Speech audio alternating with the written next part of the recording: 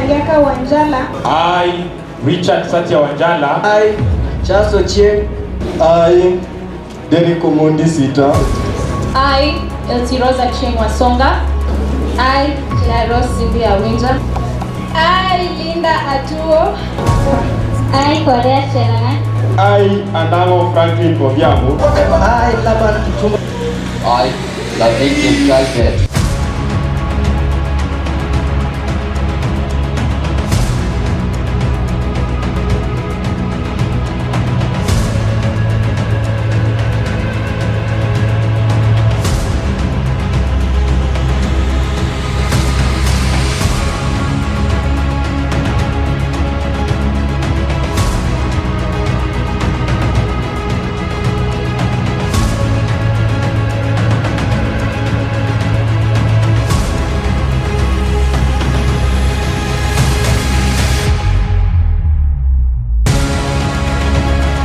Over 2 weeks, we followed closely the 2026 Eldoret National Polytechnic student selections, an election that was termed by many as low turnout exercise. But why did fewer students turn up, and what shaped the mood in campus, and what vision do the elected leaders carry into office? After they were sworn in, we met them at the campus stage where they opened up about leadership expectations and the road ahead.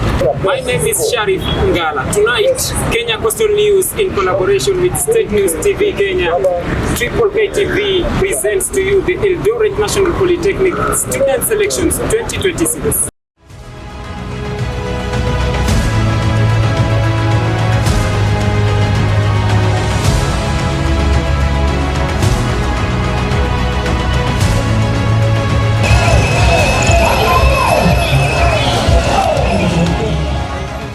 On the evening of 22nd January 2026, the city of Eldoret was live with energy. The usually busy streets carried a different kind of movement. Eldoret National Polytechnic trainees, animated and purposeful, exercising their democratic right through spirited campaigns ahead of the student elections. 2026 student selections of the Eldoret National Polytechnic were not one-day affair. They were a journey, one that unfolded over nearly 2 weeks, shaped by constitutional demands, administrative decisions, low turnout, and a renewed debate on the student representation. From the onset, it was clear that this electoral process would test not only the candidates, but also the very systems governing student democracy. 16th of January 2025 at exactly 11:35 a.m. Right here at the Eldoret National Polytechnic, where the preparations for the coming elections are right here. This is the committee that is ready to do the vetting process. This is the final touches of the vetting process led by Mr. Suge. And right here we are expecting the aspirants to make their way in a field, and also the returning officers.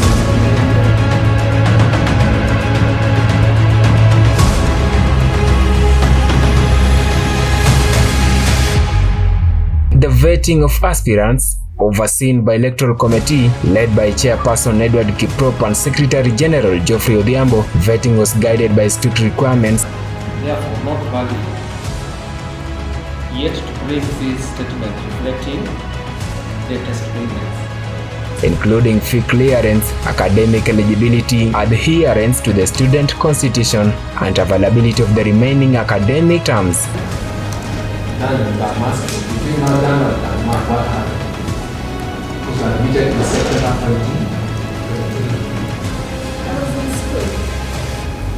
you never registered for March 2024. No, I've been doing my NET exams in July. As aspirants appeared before the panel, cracks quickly began to show. Several students were locked out, not for lack of ambition or leadership potential, but because they failed to meet constitutional and academic thresholds. Very early in the process, it became evident that participation would be limited. Key leadership dockets began to suffer. The positions of education and persons with disabilities went uncontested, raising serious questions about competitiveness and inclusivity. More concerning thing still was the presidential race, where the presidential candidate presented a vice presidential running mate who did not meet the constitutional requirements. The ticket, though popular, was incomplete. They will give the president up to tomorrow noon to have come up with another vice presented to the panel. Then the panel will failure to which the position will be re-advertised. So meaning that the president is qualified? Yes. So he only, the president only looks for...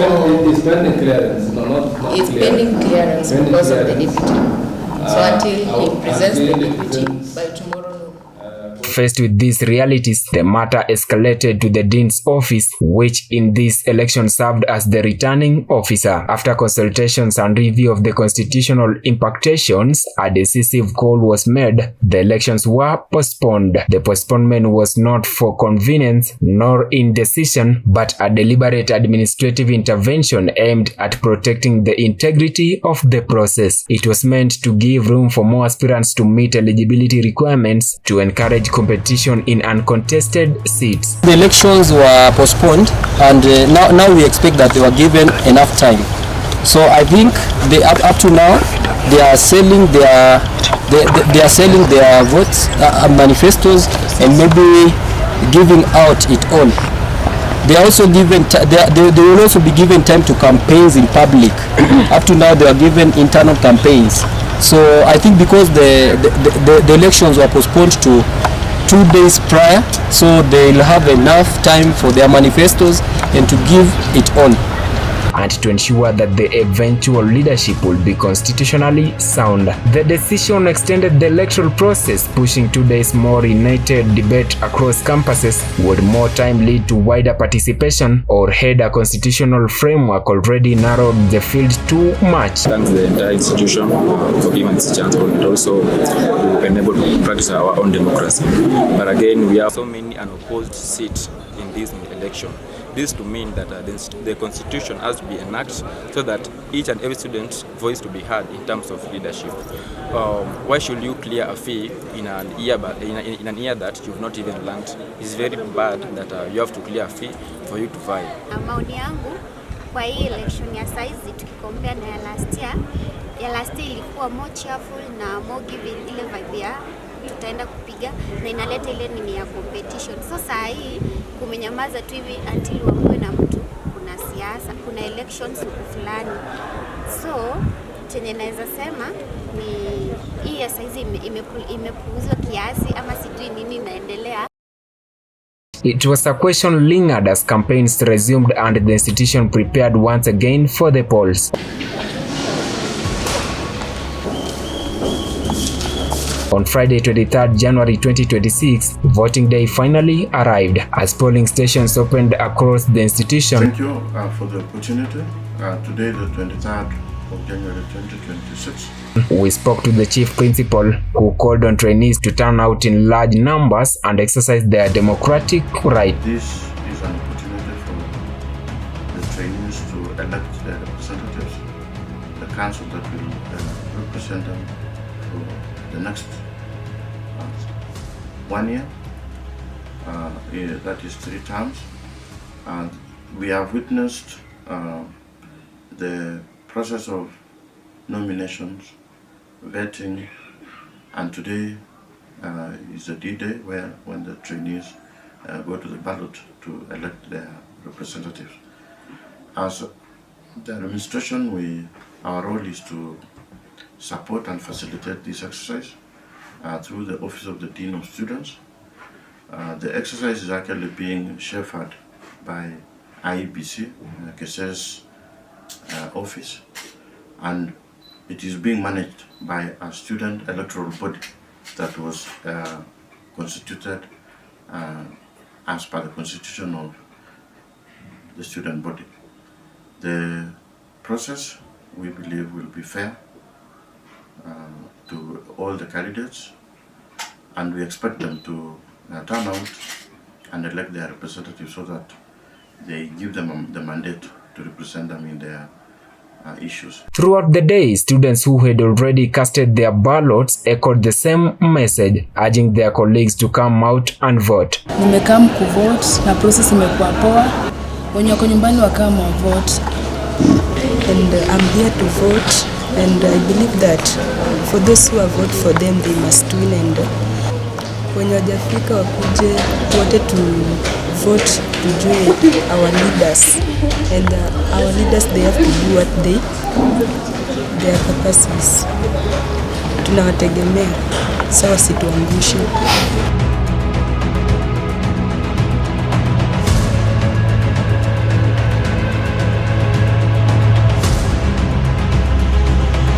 Despite the peaceful atmosphere and orderly process overseen by election officials, queues remained short, a quiet but visible reminder of the low turnout that had marked the entire electoral journey. We have received results for persons with disability.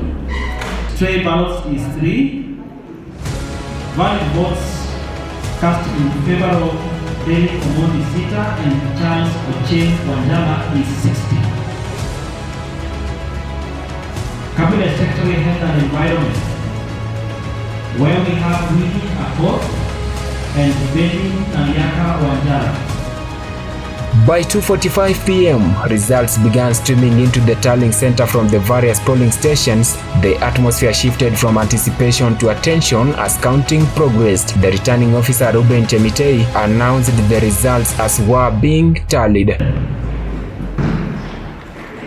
For the female representative position, where we have Linda Atuo, total number of ballots issued is 116. Spoiled ballots is 0, rejected is 23, straight ballots is 3, total number of valid votes. Releasing them progressively in an open and transparent process as each result was declared, it marked the official close of a long and demanding electoral journey, paving the way for acceptance, reflection and transition into a new chapter of student leadership at the Eldoret National Polytechnic.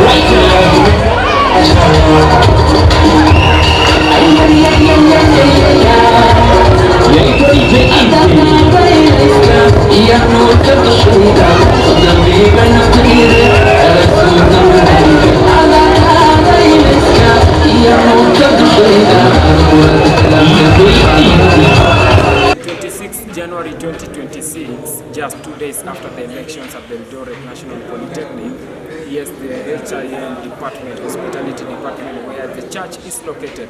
It's on Sunday, and the newly elected Tenetsu leaders are expected to be here just to give their hand back and to say thank you for the support that the students gave to them last week. Also, Habiba Mohammed from the Muslim community is also expected to get here in a few.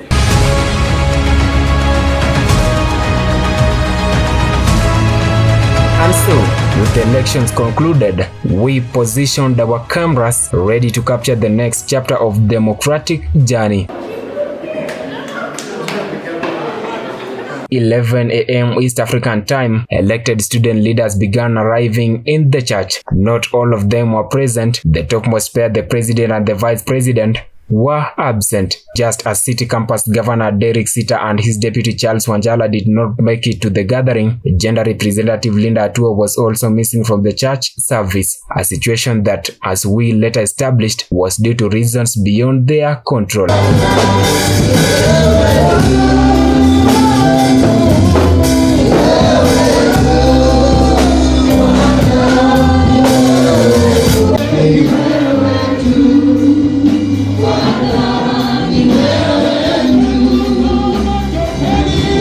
In Inside the church, the atmosphere shifted from politics to reflection. There was a shared understanding among those present that winning the elections had not been purely by strategy or numbers, but by God's grace. And so, they worshipped. Among them was Habiba Muhammad. The territory seemed unfamiliar, her expressions cautious, yet one thing was unmistakable from her face: she had come to worship. They see that we are not doing according to the standards, we are not doing according to how they think, but today the Lord is calling us that we.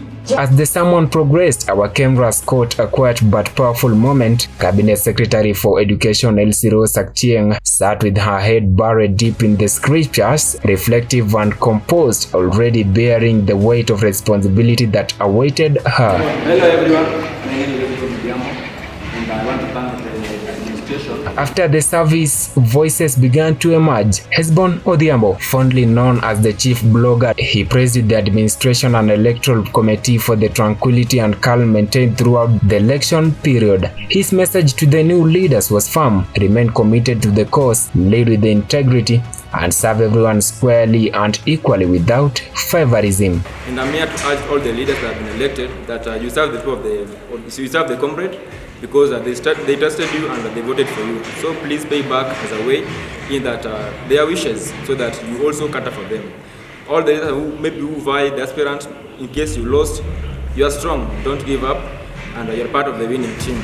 Ensure that you partner with the leaders who have won, and you serve the people of the Eldoret, so that we can have a better institution in this region. Though absent, President Lavin Betty and Vice President Laban Kipchum were represented by Frederick W. Kuswa. Speaking on their behalf, he conveyed gratitude for the trust bestowed upon them and assured students that no one would be left out of the administration. A commitment Lavin later reaffirmed in his speech after taking the oath to lead nearly 19,000 trainees. Wamesema nikuje niwaambie wanashukuru kwa the support, wanawashukuru sana kwa kuwa-elect kama the school president and the school vice president. Wamesema niwahakikishie kwamba wataweza kufanya kazi na nyinyi pamoja na the elected CS to make sure that kila kitu ina run smooth. Zile changamoto ambazo zimekuwa hizo miaka za nyuma wataweza kukabiliana nazo. To my fellow elected student leaders, congratulations. Leadership is not about position, power or title. It is about service. As we take office today, let us remember that we are servants of the students, guardians of unity, and ambassadors of discipline and progress. Fellow students, I assure you that my leadership will be inclusive, consultative, and accountable. I will work closely with the administration to address student concern, promote academic excellence, uphold discipline, and foster a peaceful learning environment. When the leaders later gathered at the campus bench, visions began to unfold.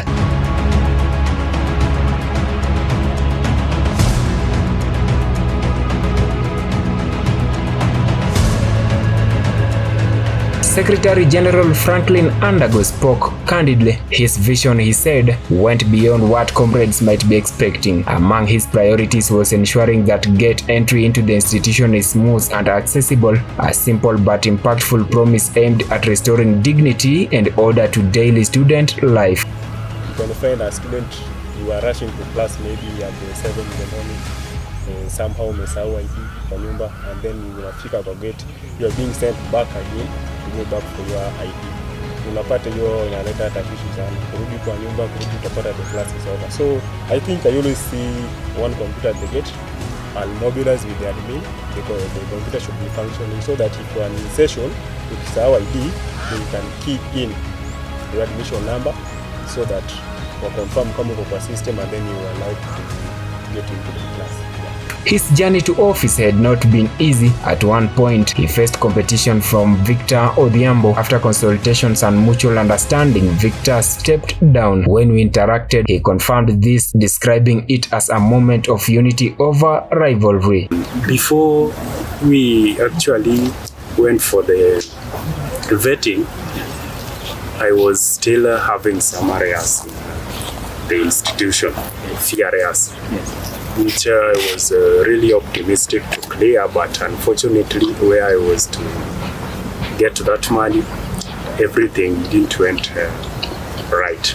So we talked with Franklin such that we can divert his attention and vie for the Secretary General, since they were vying for the same top seat at town campus, 2 people. Yes. And from one house, you can just get that picture. So we talked with him such that he can divert his attention, vie for the seat of Secretary General, such that we cannot lose it.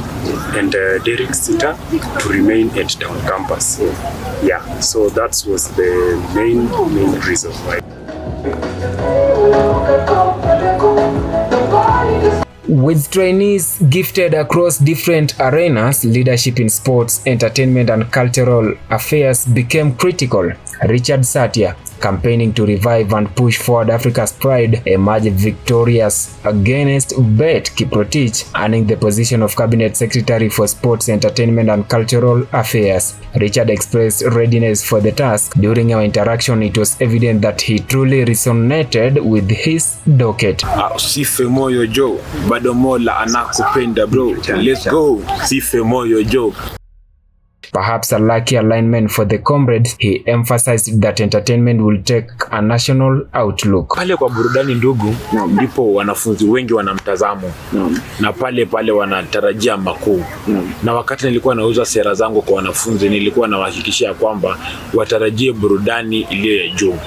Ukitazamia na mwaka uliopita ama uongozi uliokuwepo katika ofisi hii, kulikuwa na mshike kidogo. Na hilo ndilo jambo ambalo limenileta kwenye ofisi. Ili kwamba tuweze kupata wale wasanii wenye hulka ya kitaifa. Ikumbuke kwamba shule hii ni shule ya kitaifa. Itakuwa vibaya sana hapo tutaweza kuleta wanasanii ambao ni wa kabila moja na kuweza kuacha wanafunzi wengine. Sasa mimi ningependa kuhakikisha wanafunzi wote ya kwamba msanii atakayekuja hapa atakuwa msanii wa kitaifa. Naam. Na pia nitaweza kupatia wanafunzi wa shule hii nafasi ili wakaweze kukuza talanta yao. Ensuring that the institution's talents grow beyond campus boundaries. I, Eldoret having been duly elected as Cabinet Secretary Education, solemnly do swear and affirm that I will bear true faith and allegiance to the Eldoret National Polytechnic trainees and the entire college, that we will obey, respect, uphold and preserve, protect and defend the Constitution of the Eldoret National Polytechnic Trainees Union, and that I will faithfully and conscientiously discharge the duties of a Cabinet Secretary Education. So help me God. At the heart of academic affairs stood Eldoret Sacheng, now entrusted with the education docket. Early in the process, she had dropped her bid for deputy president after constitutional scrutiny revealed she had only 2 remaining terms, while the constitution required 3. Redirecting her focus, she campaigned, won and was sworn in. Her main concern remains unresolved missing marks, particularly affecting TVET SIDAC students, an issue she promised to prioritize and resolve. First of all, missing marks is caused by either you have a missing cut or you did not do the paper. So one of the ways that I am going to eradicate missing marks, or at least reduce it, is because part of the academic council is the class representatives. It is the duty of the class representatives to make sure that the teachers have keyed in the cut marks and that no cut marks of any student is missing. So first of all, as I said, I want to promote transparency and accountability. So with the help of the class reps, we're going to make sure that the lecturers key in the marks. And defend the Constitution of the Eldoret National Polytechnic Trainees Union, and that I will faithfully and conscientiously discharge the duties of a Cabinet Secretary Finance. So help me God. In finance, Clearo Sawinja stood firm. During debates at the Square's grounds, she urged comrades to vote wisely so leaders could work together. Her manifesto was centered on a student-focused budget designed to respond directly to trainees' needs while working closely with the TENEPSU to ensure smooth operations. Before that, the treasurer was a Western Student Association. I served them well. There was accountability, transparency, and they saw potential in me. The biggest supporters who empowered me to go for that seat. And based on my work there, I saw I can go for finance for the Eldoret National Polytechnic. Her gratitude to the Eldoret National Polytechnic students were later acknowledged publicly by Dominic Barasa, who recognized her commitment alongside her colleagues. And that I will faithfully and conscientiously discharge the duties of our Cabinet Secretary, Health and Environment. So help me God. For Berlin Naliaka, the journey was marked by resilience. During vetting, she faced setbacks due to school fees challenges, but was eventually cleared together with her friend and proceeded to campaign. She later shared that many people had looked down upon her, yet she never gave up. She campaigned quietly and steadily. Actually, so many people underrated me. Some even came to my inbox and sent voice notes that mimi ni mtoto mdogo, nimejiwekea kitu yenye siwezi na hata sitaweza kuongea mbele ya watu kwa debate. And I just told them it's okay, haina shida, you will just see it by yourself nikiongea and you will not believe it. Discharge the duties of the accommodation and catering. So help me God. In the accommodation and catering race, Habiba Mohammed emerged victorious and was sworn in. Her opponent Barnabas Mako, in an interview, he stated that he bore no envy and maintained that their friendship remained intact. And not once, not twice, or thrice. It has happened in our country, Kenya. We have seen the great leader, the late Mr. Raila Amolo Odinga. We made handshakes. So after elections, life needs to continue. We need to go back and work together. I had my own agendas about catering and accommodation, and now that it has happened that I'm not the one who got the position, I must work with the winner and share my agendas with her so that we can take the Eldoret National Polytechnic to another level. You know, I was in between loyalty. During that time, there was now this association team, then there was this bloggers team. Then you are in between. You need to choose one place. Bloggers will market you, but association will stand with you, your house. So you are in between making a right decision. And it was a very tough decision, but I had to stand with the house. And now, even after all these things have happened, I feel I have people around me. So I think I made the right decision.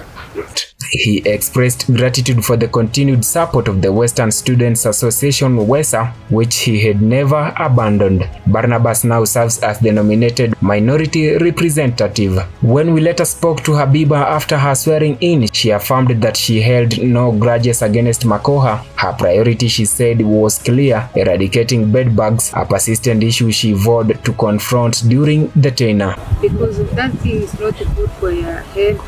And all I want to say is that I make sure that every time they will fumigate professionally so that they attend with the cleanness. Because that thing goes with, if there's a that goes with like this. You can't leave the dead. You can't leave this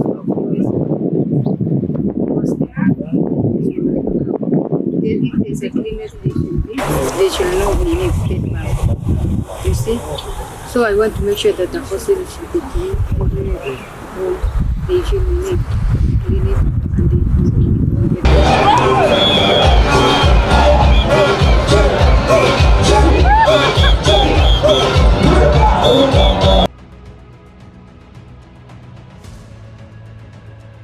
And then there was Linda Atuo. During the campaigns in the City of Champions, she was alert, energetic, and constantly engaging trainees. Seen dancing whistle in hand, Linda adopted campaign spirit.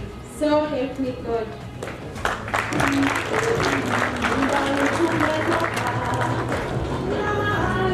Now elected as women representative, she says she feels a deep responsibility to the voice of ladies, to champion gender representation, and to push for quality mental health support among students, a mission she says defines her leadership. I felt like I should be a voice for ladies. I wanted the ladies' voice to be heard. By saying ladies,